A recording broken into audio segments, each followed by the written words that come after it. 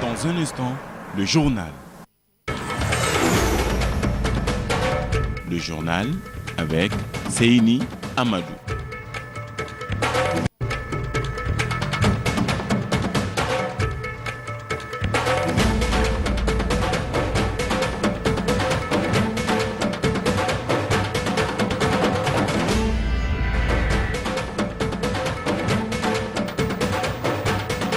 Les patrons des organes de presse privés indépendantes unissent leurs forces à travers la création du réseau des radios et télévisions indépendantes du Niger, la défense de la démocratie et le renforcement des capacités des organes audiovisuels, cheval de bataille de cette nouvelle structure du patronat des médias privés. Il est surnommé le roi du Diamant. Bénis Steimesh vient d'être arrêté en Israël dans le cadre d'une enquête portant sur l'attribution de concessions minières en Guinée. La course contre la montre en Allemagne et dans toute l'Europe. Le suspect de l'attentat de Berlin est activement recherché. Sa famille dans son village natal d'Ouest Lassia se lit sous le choc.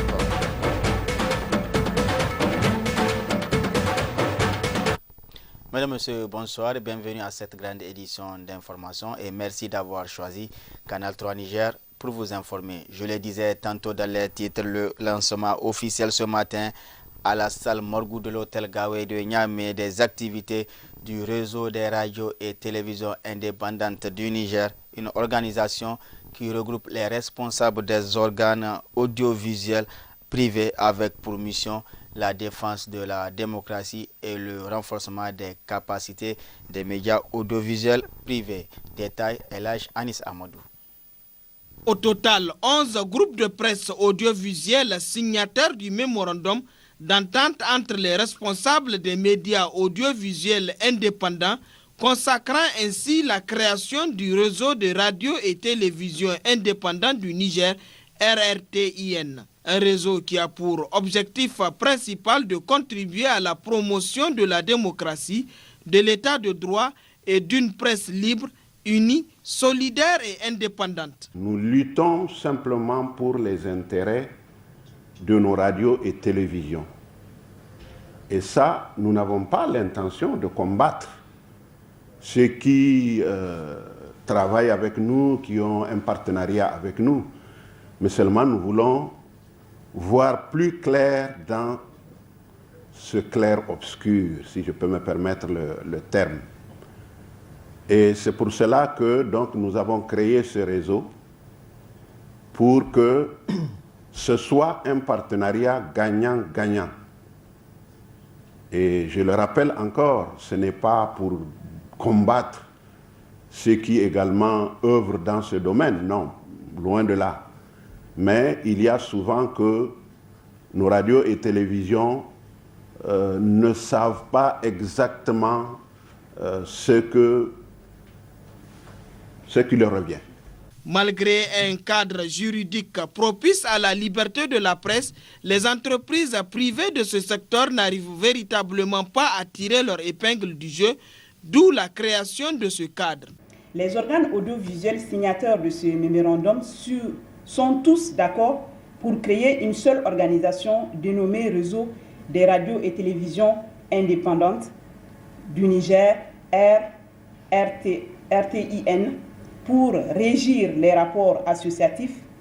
Les organes audiovisuels signataires de ce mémorandum n'ont désormais un autre intermédiaire en dehors du RTIN en ce qui concerne la défense de leurs intérêts matériels et moraux. Les organes audiovisuels signataires de ce mémorandum donnent mandat au réseau pour engager toute discussion se rapportant aux médias relevant de l'audiovisuel et toute relation avec les structures nationales et internationales à but lucratif ou non. Ce réseau aura donc la lourde mission de défendre les intérêts des organes membres et de lutter contre la discrimination dont ils font l'objet dans l'attribution des marchés publics. Une conférence publique sur le thème médias privés et services publics au Niger a été animée à cette occasion par Ibrahim Cheikh Diop, promoteur du premier journal indépendant du Niger. Un thème qui a suscité beaucoup d'échanges entre... Vous suivrez d'ailleurs en partie magazine de cette édition l'intégralité de la lecture du mémorandum et de la conférence publique organisée en marge du baptême de feu de ce réseau. Cela dit, et sur tout un autre plan, grande manifestation de rue hier des populations de la capitale à l'appel des organisations de la société civile et des couches socio-professionnelles du pays. Une marche pacifique qui a drainé une foule monstre sortie pour dénoncer la mal-gouvernance du pays par le régime en place. Détail, Urich Benjamin. C'est une véritable marée humaine qui a quitté la place Toumo pour converger vers la place de la concertation en vue d'exprimer leur ras-le-bol de la gestion du pays par le régime en place. Hommes, femmes, jeunes et adultes de toutes les couches socio-professionnelles du pays ont massivement répondu à l'appel des organisations de la société civile pour un même objectif, décrier la sécheresse économique au cri de Taï Taouri où les temps sont durs. C'est une manifestation pour exprimer notre colère devant la façon dont le pays est en train d'être détruit. Nous avons un gouvernement qui s'est spécialisé dans la destruction.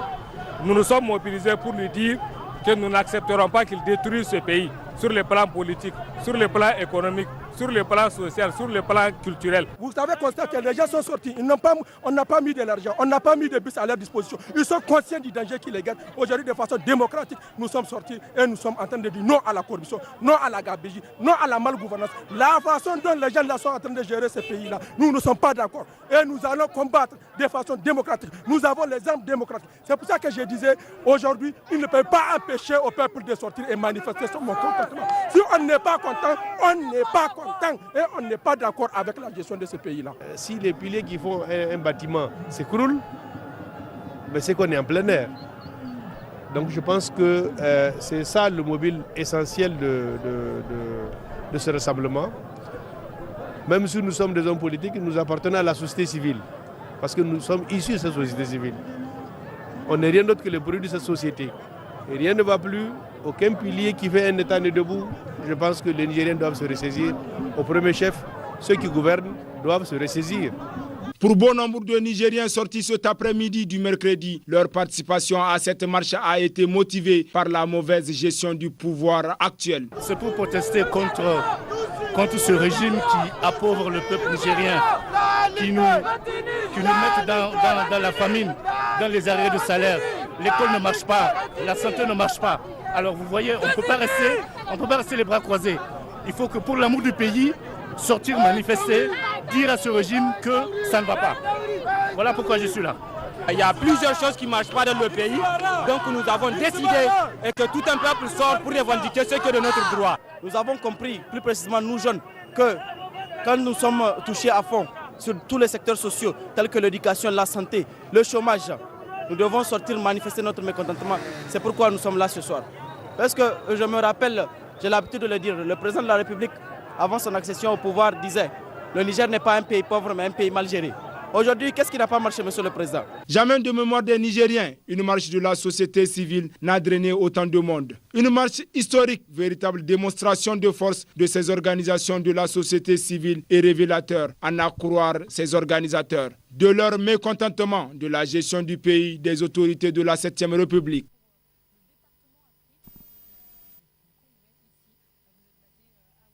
Un autre aspect de l'actualité nationale, dans moins de 48 heures, les scolaires nigériens iront en congé de Noël, des congés qui symbolisent la fin du premier trimestre d'études. Seul bémol, ces 3 premiers mois ont été perturbés par de grèves répétitives dans le secteur et à l'heure du bilan, c'est plutôt le scepticisme qui domine quant au taux d'exécution des différents programmes scolaires. Jibril Lamoumouni Tankari.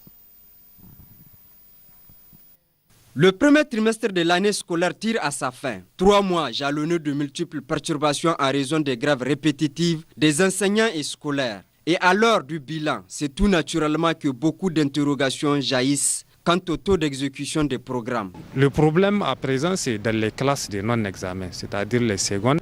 D'habitude, beaucoup de professeurs ne font pas de rattrapage. Quand ils reviennent, ils font ce qu'ils font dans les heures de travail.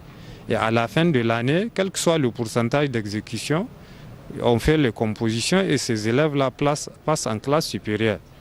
Maintenant, le problème qui se pose, c'est quand ces élèves atteignent la classe de terminale. C'est pourquoi dans beaucoup de cas, vous allez voir l'élève passe normalement toutes les classes sans redoubler. En terminale, vous allez voir des élèves qui font 2, 3 ou même 4 fois le bac. Ouais, donc c'est ça les conséquences, c'est les lacunes que l'enfant a traînées avec lui dans les classes antérieures. C'est ça qui le rattrape par la suite. Je suis désolé de le dire, mais nous sommes dans presque toutes les matières, nous sommes à moins de 20%. Hein, parce que vraiment, ça, un peu moins, dans certaines, un peu plus de 20%, mais vraiment, ça c'est pas réalisable. Vraiment, pour l'instant, la situation, c'est un cri d'alarme, nous lançons. Vraiment, on veut assez que ce n'est pas un intérêt pour personne que l'école soit, en tout cas, mise à la traîne. Pour le bilan donc, de ce trimestre qui tire à sa fin, je peux dire que c'est un bilan plus ou moins négatif. Parce que vous n'êtes pas sans savoir que nous avons fait 3 mois de débrayage, 3 mois de grève. Vous voyez? Donc le bilan vraiment est plus ou moins négatif. Franchement, voilà ce qu'il faut dire. Les responsables des différents établissements scolaires visités souhaitent la reprise normale des cours. Une normalisation qui passe nécessairement, selon eux, par un dialogue franc, permanent et fructueux entre toutes les parties prenantes, pendant qu'il y a encore temps. Nous avons tenu des réunions avec les chefs d'unité pédagogique par rapport à comment colmater pour arranger le temps qu'on a perdu auparavant. Je suis vraiment confiant et ça va aller. Nous avons encore le temps. Nous avons fait 3 mois sur les 9 mois. Donc il nous reste les 2 tiers du temps qui est imparti. Donc c'est vraiment énorme. Nous envisageons après la stabilité, puisque vraiment ça ne dépend pas de nous, ça dépend effectivement de la disponibilité des uns et des autres à vouloir travailler. Si vraiment tous les problèmes sont réglés, il n'y a pas de problème. Au gouvernement, donc de répondre donc aux exigences, aux doléances posées par les différents syndicats œuvrant dans le cadre de l'éducation. S'il arrive à le faire, je crois que le problème ne va plus se poser. Les enseignants vont donc retourner dans leur classe et l'année va redémarrer. Certes, la situation est inquiétante, mais elle n'est pas encore dramatique. L'école nigérienne peut être sauvée si le gouvernement et ses partenaires sociaux respectent leur engagement afin d'éviter au système éducatif une rechute fatale. Le froid rime pour beaucoup de personnes avec des agressions de leur épiderme, une saison propice donc à l'utilisation de produits cosmétiques, occasion également pour les revendeurs de se faire de bonnes affaires. Sylvie Deji. Froid ou souffle, en vent sec et frais, la peau se sèche vite, parfois avec des tiraillements. Avec l'arrivée de ce grand froid, l'utilisation des pommades et crèmes devient quotidienne, d'où cette floraison de produits cosmétiques importés à la grande satisfaction de la population nigérienne. En ce moment, la peau est agressée par le froid et le vent, ce qui pousse hommes, femmes et enfants à appliquer ces produits pour protéger leur peau des effets néfastes de cette baisse de la température. Ces produits cosmétiques sont divers et proviennent de différents horizons. Par exemple, on a Dr Rachel, Dr White, Dr Claire, Easy White, Teint Clair, Françoise Bédon, Macari, différents produits de France. Les hommes payent toujours les produits hydratants, la plupart des produits. Nous avons des différents produits de provenance de nombreux pays.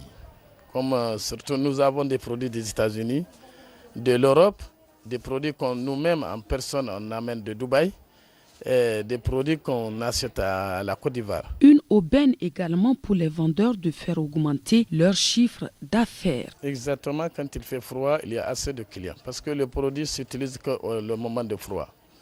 Que ce soit enfant ou homme ou femme, utilise le produit. On ne peut pas se doucher sans utiliser le produit. Quand on dit on ne gagne pas, là c'est impossible.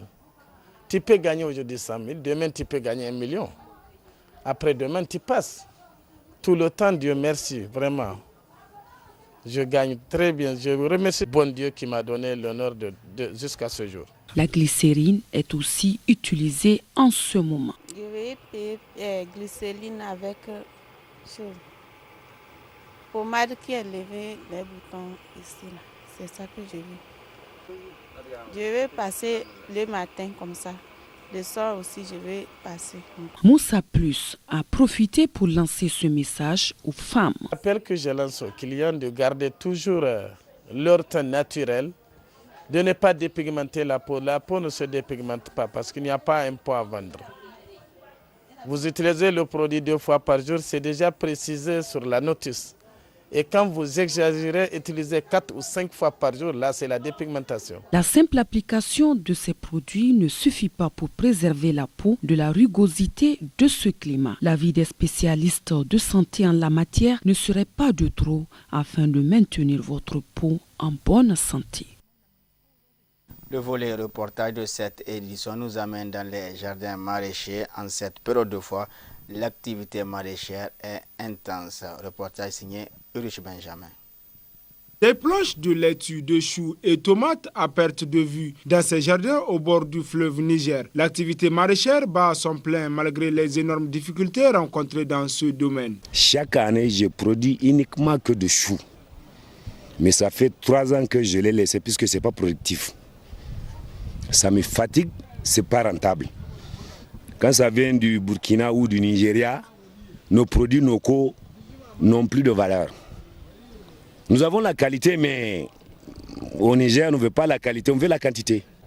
À part les produits sanitaires que tu vas payer, et voilà l'engrais, finalement, c'est la désolation.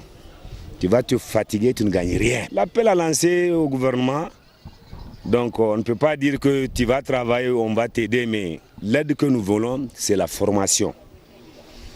Il faut former les producteurs.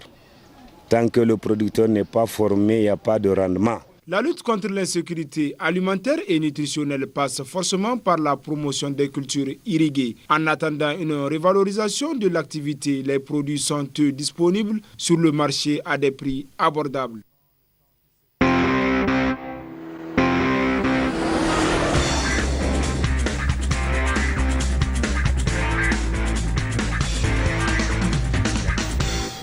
L'actualité internationale à présent en Allemagne, la police multiplie les perquisitions à travers le pays. On dénombre 4 arrestations, 4 personnes soupçonnées d'être liées au suspect numéro 1 qui court toujours.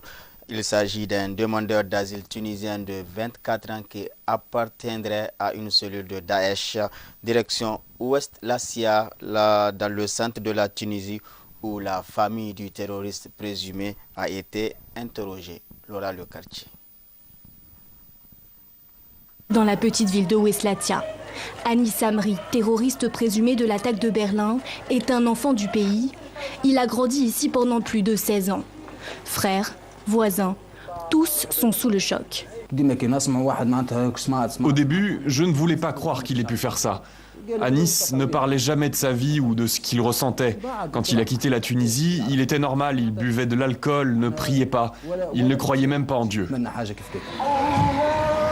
À Ouest Lassia, ce sont plusieurs jeunes qui sont partis du jour au lendemain, rejoindre les rangs de groupes terroristes comme Daesh.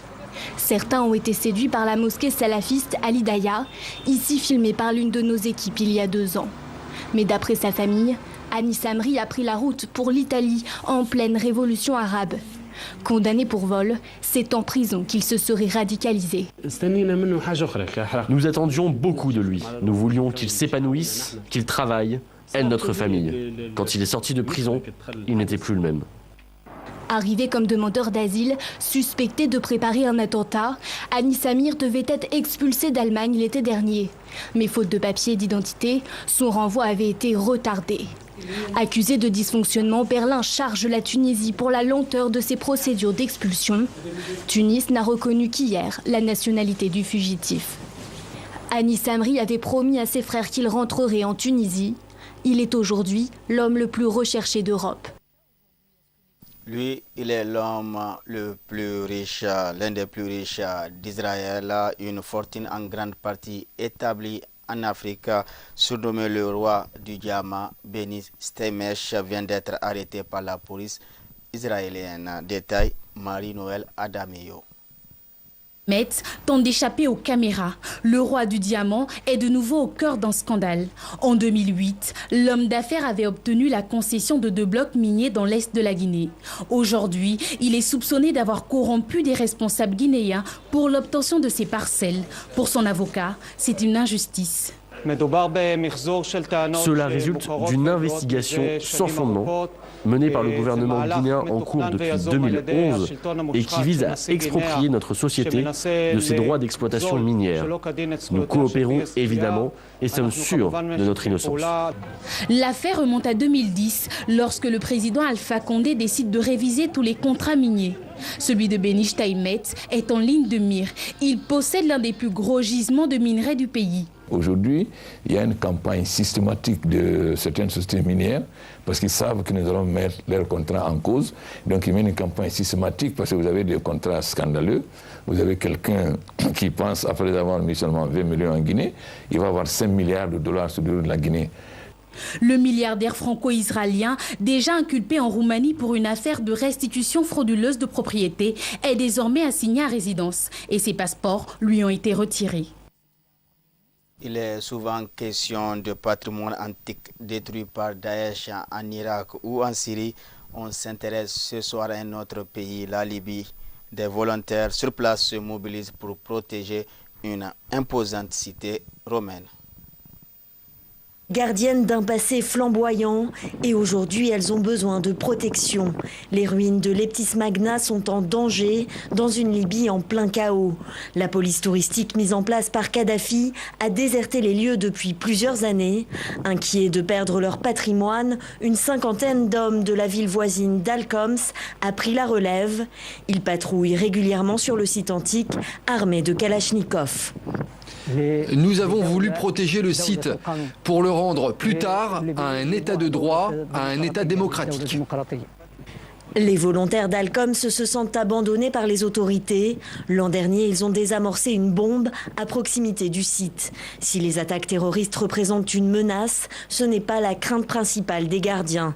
Ils redoutent avant tout le pillage ou l'urbanisation sauvage. D'autres sites archéologiques en Libye ont été détériorés pour des constructions immobilières. Ce site a besoin d'un groupe d'hommes nombreux et solidaires pour le protéger et le préserver. Nous allons poursuivre notre mission gratuitement autant de temps qu'il le faudra. En juillet dernier, Leptis Magna et 4 autres sites archéologiques libyens ont été déclarés en péril par l'UNESCO. Sur le terrain, les volontaires d'Al-Khoms s'attendent toujours que cette déclaration soit suivie d'une aide concrète. On les appelle les enfants maudits de la Côte d'Ivoire, maudits parce que leurs mères sont mortes en leur donnant naissance, ce qui est vécu sur place comme une malédiction à la fois par les familles et la société. Abandonnés, ostracisés, ces enfants peuvent depuis 5 ans trouver refuge dans un centre d'accueil. Réfectoire de Katiola, chaque enfant a sa place. Ils sont 17, filles et garçons entre 3 et 14 ans à avoir trouvé refuge dans ce centre d'accueil. Au quotidien, épaulés par une aide ménagère et une nounou, le prêtre Koulibaly Kellari veille à leur éducation. Tous ont été rejetés par leur famille dès le plus jeune âge. L'enfant qui naît par siège, l'enfant dont la dentition commence par la mâchoire supérieure, tous ces enfants-là sont éliminés parce qu'on dit qu'ils ne sont pas normaux. S'ils ne sont pas normaux, la tradition demande qu'on les élimine pour le bien de la famille. Sinon, il y a une malédiction qui est attachée à la famille. D'autres enfants ne pourront jamais pousser les portes de ce refuge unique en Côte d'Ivoire. Dès la naissance, les bébés de mères mortes en couche sont tenus pour responsables et condamnés à la noyade. Ces pratiques persistent notamment autour de Katiola et sur d'autres parties du territoire ivoirien où le handicap fait l'objet de superstitions. Ces sociétés ne connaissent pas ces maladies-là. Donc ça veut dire quoi? Il faut qu'on change leur perception. Il faut les sensibiliser, par exemple à travers les mass médias, à travers les relais communautaires, pour leur faire comprendre que c'est une maladie, ce sont des enfants comme tout autre. Chaque dimanche, dans ses prêches, le prêtre Koulibaly Kalari appelle les fidèles à mettre fin à ces pratiques. L'homme d'église s'inquiète de l'accueil qui sera réservé par la société à ces enfants devenus adultes. En attendant, jour après jour, ils apprennent à combattre les préjugés en chanson. Jusqu'à nous, chers parents, nous sommes éducation, protection, santé. Nous en venons à présent à la partie magazine de cette édition consacrée à l'intégralité de la lecture du mémorandum créant le réseau des radios et télévisions indépendantes du Niger, ainsi que de la conférence publique en marge du baptême de feu du dit réseau. Bonne réception, au revoir. Mémorandum d'entente entre les responsables des médias audiovisuels indépendants. Préambule. Le Niger est l'un des rares pays de la sous-région où le pluralisme médiatique est une réalité, limitée à seulement 4 télévisions et une poignée de radios indépendantes. Jusqu'en 2010, le paysage médiatique nigérien s'est fortement enrichi à travers la création des grands groupes de presse audiovisuelle à partir de 2012. On dénombre à ce jour une douzaine de télévisions et plus d'une centaine de radios. En outre, une loi dépénalisant les délits commis par voie de presse a été adoptée en juin 2010, rendant ainsi très favorable l'environnement juridique nigérien des médias audiovisuels et sur toute l'étendue du territoire. Cependant, malgré tous ces acquis, la plupart de nos entreprises audiovisuelles vivent dans une morosité économique sans précédent. Les maigres retombées que nous gagnons ne suffisent pas à couvrir les charges de fonctionnement ou même faire des nouveaux investissements chaque année tels que l'exige notre profession.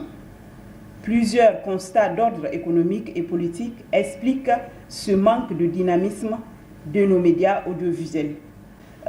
Article 1. Création d'une seule structure des médias audiovisuels au Niger. Les organes audiovisuels signataires de ce mémorandum sont tous d'accord pour créer une seule organisation dénommée Réseau des radios et télévisions indépendantes du Niger, RTIN, pour régir les rapports associatifs. Les organes audiovisuels signataires de ce mémorandum n'ont désormais un autre intermédiaire en dehors du RTIN en ce qui concerne la défense de leurs intérêts matériels et moraux. Les organes audiovisuels signataires de ce mémorandum donnent mandat au réseau pour engager toute discussion se rapportant aux médias relevant de l'audiovisuel et toute relation avec les structures nationales et internationales à but lucratif ou non. Article 2. Solidarité et l'unicité de l'action. Les organes audiovisuels signataires de ces mémorandums donnent mandat au réseau pour engager toute initiative visant à défendre les intérêts de leurs entreprises respectives. Les organes audiovisuels signataires de ce mémorandum seront solidaires de toute décision que le réseau sera amené à prendre pour le grand bien de leurs organes respectifs. Les organes audiovisuels signataires de ce mémorandum donnent mandat au réseau de négocier au plus haut sommet de l'État la redistribution des redevances prélevées sur les factures de la Nigélec entre les différents organes audiovisuels et d'autres mesures de financement des médias. Les organes audiovisuels signataires de ce mémorandum donnent mandat au réseau de rentrer dans le processus de négociation de la loi sur la publicité et d'autres textes nationaux. Article 3. Défense de la démocratie et promotion de la liberté de la presse. Les organes audiovisuels signataires de ce mémorandum demandent au réseau de ne ménager aucun effort pour accompagner toute initiative visant à promouvoir la démocratie et la libre expression des opinions.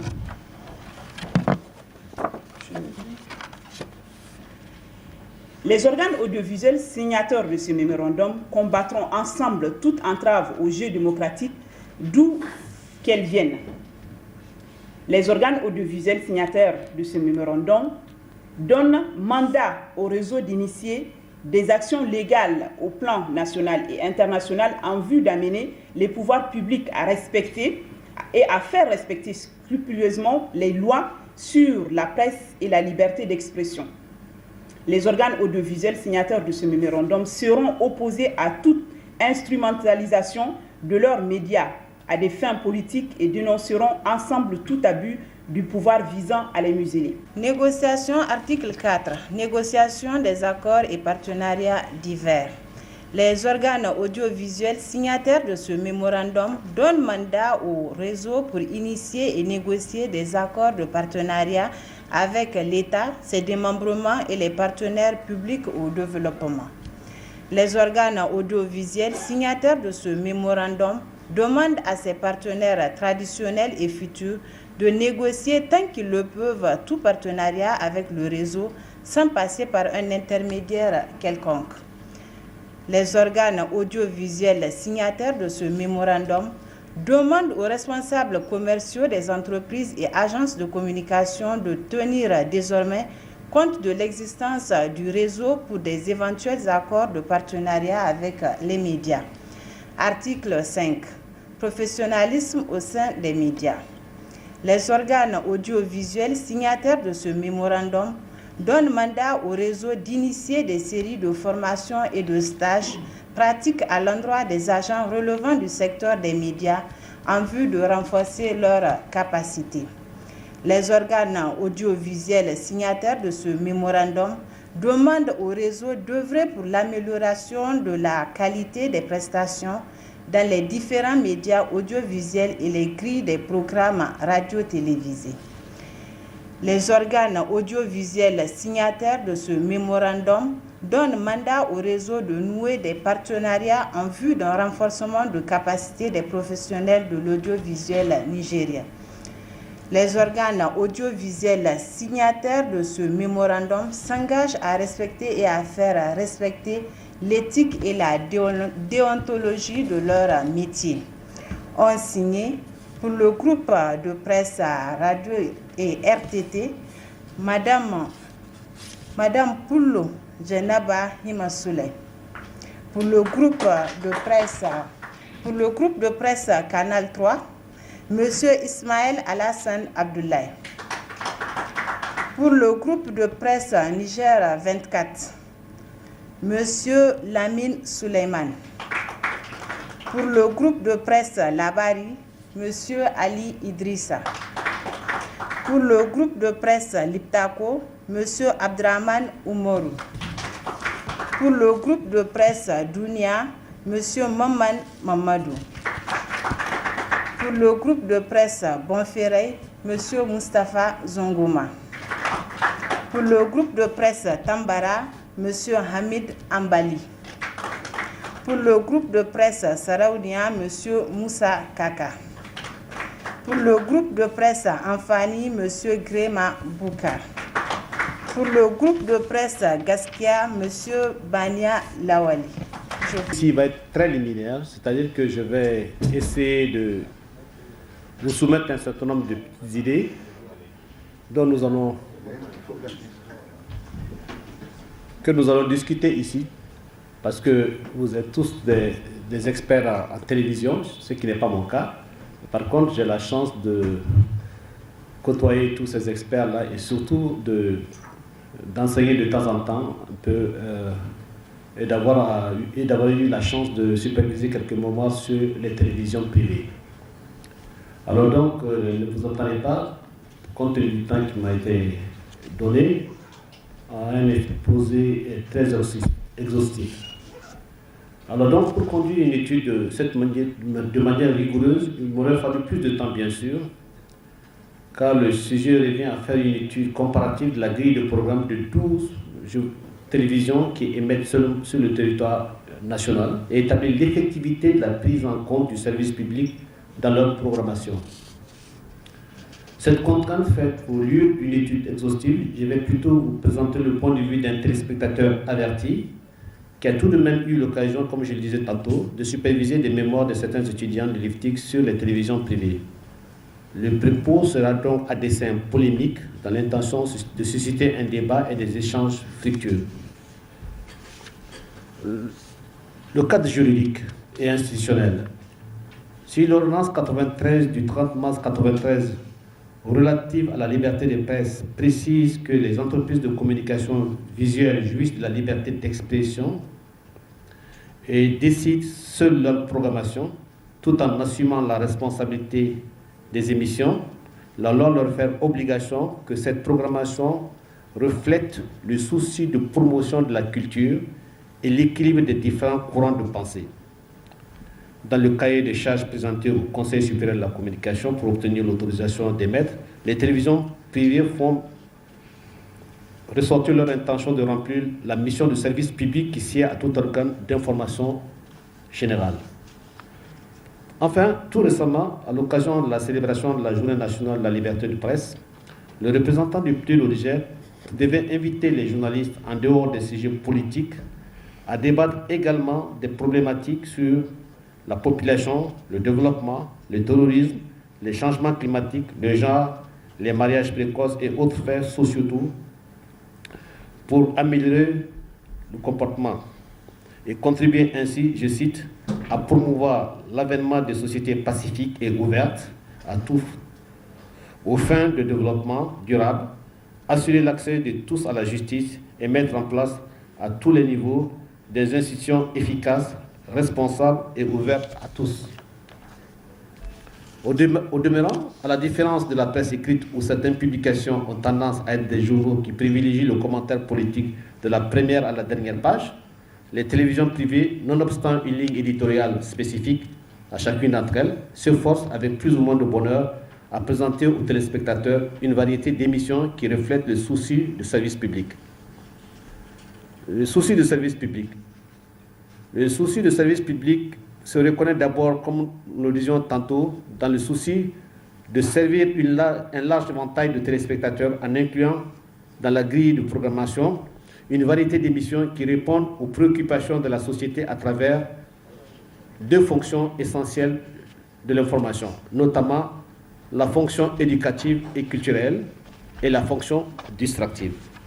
La fonction éducative et culturelle couvre plusieurs domaines de connaissances comme la politique bien sûr, mais aussi l'histoire, la science, l'économie, la santé, la culture et même le sport, car elle a pour but de compléter, ce mot est très important, sinon stimuler l'éducation du public sur des thèmes variés et l'amener à mieux appréhender les événements passés, présents et à venir, afin de mieux s'insérer dans son environnement. L'information, dans ce sens, devient un élément important de la sociabilité des cités modernes. Avec aujourd'hui le développement des TIC, le village planétaire de McLuhan est plus que jamais d'actualité. Lorsque je fais un distinguo entre la fonction éducative et culturelle et la fonction distractive, ce n'est pas parce que je pense que la frontière est nette entre les deux approches. En fait, on peut éduquer et prodiguer des connaissances historiques, culturelles en distrayant. C'est très important de tenir compte de cette fluidité que nous mettons en évidence, que nous allons certainement mettre en évidence au cours de nos échanges. Le service public dans les télévisions privées. Le cadre théorique étant précisé, je voudrais que l'on examine un peu ce que les télévisions privées offrent actuellement aux téléspectateurs nigériens. Cette revue, pour qu'elle soit utile, doit bien être critique, sinon à quoi vont discuter? Les 2 heures de temps que je passe assez régulièrement devant mon poste de télévision, je le fais en ayant constamment en main mon remote control qui me permet de zapper d'une télévision à l'autre, dépendamment de l'intérêt pour moi de l'émission qui passe. Comme on a le choix entre une douzaine de chaînes, je finis toujours par m'attarder quelque part. Et de ce point de vue, les différentes chaînes ont d'ailleurs intérêt à effectuer des études d'audience pour voir quelles sont les émissions les plus prisées et mieux répondre aux attentes de leur public. Ce que je constate en premier lieu est que les télévisions privées cèdent au péché mignon de tous les médias nigériens, c'est-à-dire une surabondance des émissions politiques sous différentes formes, débats, entretiens avec les leaders politiques. Cela dit, de plus en plus, les télévisions privées diversifient leurs émissions culturelles, documentaires, etc. Ce qui fait qu'on peut affirmer que, grosso modo, les télévisions nigériennes, dans leur ensemble, se donnent un rôle de service public. Cela dit, j'aimerais souligner à cet égard des émissions à caractère interactif, comme les talk shows, où la participation du public est requise pour, en quelque sorte, décortiquer le sujet. Ce sont des émissions encouragées car permettant aux politiques de mieux cerner les attentes des populations.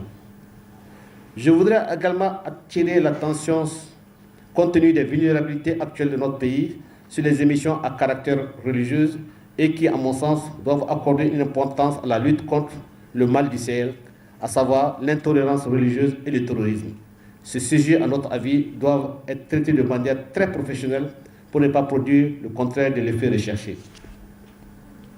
L'immigration clandestine, ce thème qui mérite également d'être traité avec plus d'attention à travers vos émissions.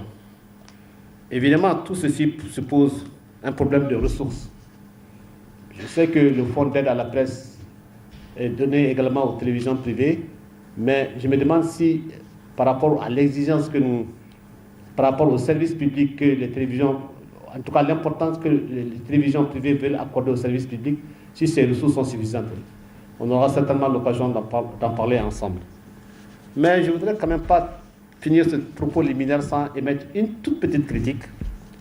C'est à propos de ce que j'appelle les émissions à caractère distractif, oui, parce que c'est surtout, je vais surtout parler des feuilletons. Les feuilletons, comme les telenovelas mexicains, espagnols, je sais très bien que là se pose encore un problème de ressources, mais ces telenovelas sont si mal adaptées qu'elles ont un effet culturel très désastreux. Et je me demande si, compte tenu du fait que aujourd'hui nous avons quand même des feuilletons africains qui sont sur le marché, je ne sais pas si ces feuilletons coûtent beaucoup plus cher, mais si ce n'est pas mieux de privilégier ce type de feuilleton plutôt que de nous servir des histoires à l'eau de rose qui un peu aliènent notre jeune public. Donc encore une fois, si la télévision privée veut vraiment remplir pleinement ce rôle de service public, il faut bien sûr des ressources matérielles, mais des ressources humaines également. Et on va certainement en discuter ici, parce que je sais que un des motifs de la création de ce réseau, c'est de voir vraiment comment l'État peut contribuer à améliorer les services publics dans les télévisions privées. Je vous remercie.